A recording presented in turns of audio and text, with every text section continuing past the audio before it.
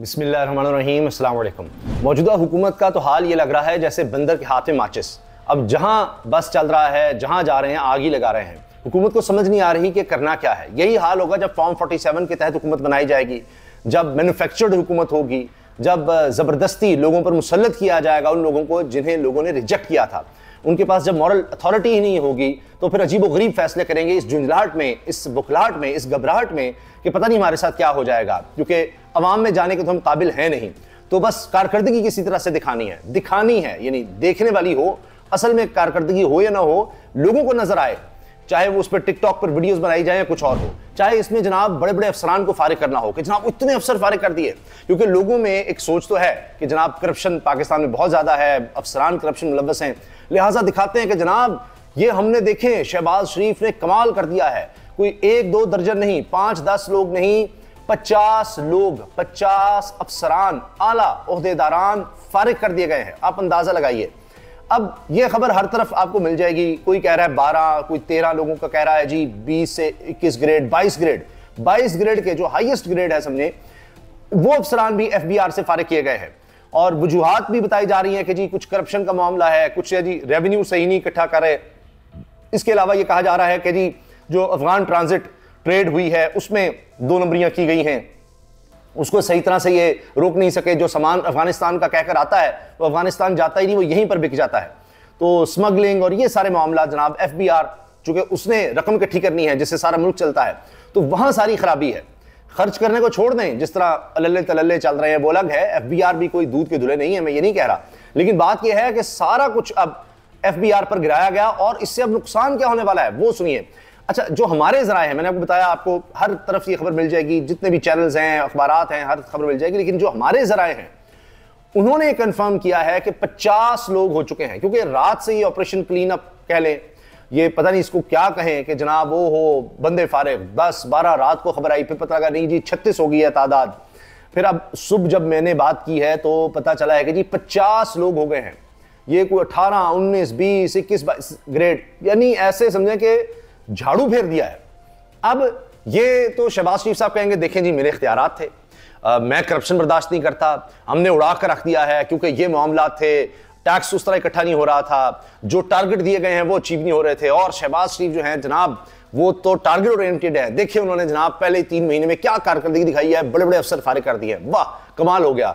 कम मिसालें मिलेंगी कभी कि जनाब किसी जमहूरी हुकूमत ने ये इतनी अखाड़ पछाड़ की हो, कभी की ही नहीं। बल्कि तो मैंने देखे जी 50 अफसर जो है ना उड़ा कर रख दिए हैं। लेकिन अपनी कारकर्दगी तो देखे ना, अभी तक खुद क्या किया है शहबाज शरीफ की, अपनी कारकर्दगी क्या है पिछले 2 साल। क्योंकि अभी ये तो अब सब मानते हैं कि निगरान काबीना भी इन्हीं की काबीना थी, ये काबीना भी निगरान काबीना है, ये सारे मिले हुए हैं, वही PDM 1, वही PDM 2, बीच में भी सारे इकट्ठे, इलेक्शन कैसे करवाने हैं क्या नहीं करवाने, तो ये सब हर चीज में मिले हुए हैं।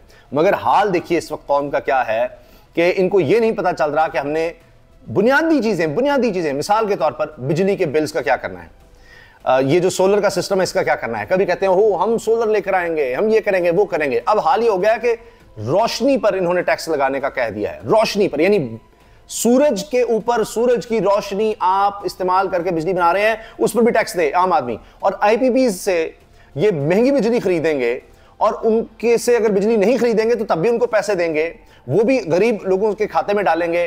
कभी नेट मीटरिंग शुरू की, अब कह रहे हैं जी मजमूई मीटरिंग का हम लेकर आ रहे हैं, क्योंकि नेट मीटरिंग से हो ये रहा है कि जी जब हम नहीं खरीदते IPP से तो 3 रुपए पर यूनिट जो जिसने सोलर नहीं लगाया हुआ उससे भी लेने पड़ रहे हैं, वो गरीब आदमी फला गरीब का करके फिर सब पर ही डाका मारे।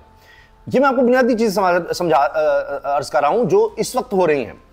अच्छा, अब आप ये देखिए इनके अपने जो अदाद शुमार आ रहे हैं, इनके अपने डिपार्टमेंट्स जो बता रहे हैं लोगों पर किस तरह डाका मारा जा रहा है। इसको पकड़े ना, 1 माह के दौरान, मैं सिर्फ 1 महीने के फिगर्स आपको दे रहा हूं, 1 माह के दौरान 92 करोड़ 69 लाख, 69 यानी 69 लाख, 92 करोड़ 69 लाख बिजली यूनिट्स की ओवर बिलिंग इनका इंकशाफ हुआ है। ये अंदाजा लगाएं आप, ये आप लोगों से, हम सब से जनाब ओवर बिलिंग ली जा रही है। जो चोरी कर रहा है वो चोरी कर रहा है, जो जिसको मराहत मिली हुई है, मुफ्त बिजली है, वो मुफ्त बिजली इंजॉय कर रहा है। सरकारी ओहदेदार और जितने भी, प्राइम मिनिस्टर हाउस में कोई शहबाज शरीफ साहब अपना बिल थोड़ी दे रहे हैं। अच्छा, जिनके अफसरान जिनको 4 तनख्वाहें इन्होंने इजाफी दे दी है वो थोड़ी बिल दे रहे हैं। अब ये 1 महीने के दौरान, ये जी FIA ने इंकशाफ किया है कि मुल्क भर में 1 माह के दौरान बिजली की 92 करोड़ 69 लाख यूनिट्स की ओवर बिलिंग की गई है। एफआई ने बताया कि जी जो नासिर बिजली ओवर बिलिंग मुलव्वस है इनके खिलाफ क्रैकडाउन किया जा रहा है। अच्छा, पता नहीं ये कब करेंगे, क्या होगा, किस तरह से किया जाएगा। क्रैकडाउन की खबरें सुन रहे हैं, लेकिन अवाम का बुरा हाल है। अभी तो किसानों पर क्रैकडाउन कर दिया इन्होंने पहले ही।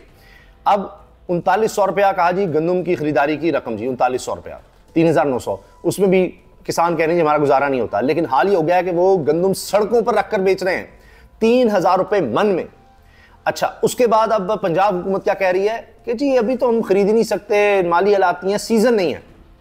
अच्छा, और उसके बाद ये आप पहले बता देते लोगों को जी क्या सूरत हाल क्या नहीं, वो फिर गंदम ना लगाते, फिर आप इंपोर्ट करते हैं, फिर आप उस पर डॉलर खर्च करते हैं। अपने आपने किसान को उसके खून पसीने के पैसे नहीं देने, बाहर से आप खरीद लेंगे। और फिर किसने खरीदा, ये माफिया कौन है, बाहर से खरीद कर ले आए वो जी अब हमारे पास तो बड़ी वाफिर गंदम है। दूसरी तरफ खैबर पख्तूनख्वा हुकूमत ने गंदम की खरीदारी का कह दिया है और उन्होंने कहा जी हम इससे 9 अरब रुपया बचाएंगे। और यही सरकारी कीमत 3900 रुपए, 3900 रुपए पर यह जनाब खैबर पख्तूनख्वा हुकूमत ने कहा है। और उनका यह कहना है कि जी इससे हम काफी रकम जो है वो उसको बचा सकेंगे।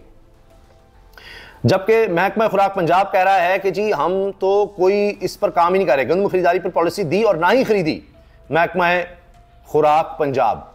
और इनकी आगे स्टेटमेंट आप सुनेंगे तो फिर आप समझेंगे कि क्यों किसान कह रहे हैं 29 अप्रैल को हम जी एहतजाज करेंगे पंजाब असम्बली के बाहर। लेकिन उसमें भी इन लोगों को बड़ा तरीका आता है, ये जो उनके किसानों के लीडरान होंगे उनको मैनेज कर लेंगे, कोई इतना मसला नहीं है। तो चंद एक होंगे ना, उनको मैनेज कर लो किसी भी तरह से, बाकी किसान रुल गया, कोई बात नहीं। अच्छा, अब इन्होंने कहा है जी कि ये महकमे खुराक की तरफ से, पंजाब की तरफ से कहा जा रहा है कि हमने ना कोई पॉलिसी दी है और ना ही गंदम खरीदी है। और अब ये कि जी हमारे गोदाम में पहले ही 23 लाख टन गंदम मौजूद है। 3 रुकनी वज़रा कमेटी गंदम खरीदारी पॉलिसी का ऐलान 1-2 रोज में करेगी, तब तक किसान रुल जाए जी, उस सड़कों पर पड़ी है गंदम और बेच रहा है। अच्छा, अब वो कह रहे हैं जी 4 लाख दरखास्तें, 1,39,000 दरखास्तें मंजूर हुई हैं। हम सोच रहे हैं किसान कार्ड में कोई इमदादी रकम दे दें। फिर इस वक्त माली हालात और मौसम गंदम की खरीदारी के लिए मुवाफिक नहीं है। अरे वाह, और वो कोई बारिश हो जाए तो सारी गंदम उसकी जाया। माजी में किसान गंदम खरीदारी पर लड़ते थे, आज जब ओपन इजाजत दी जा चुकी है तब भी किसान रो रहा है। हाँ जी, कसूर किसान का ही है।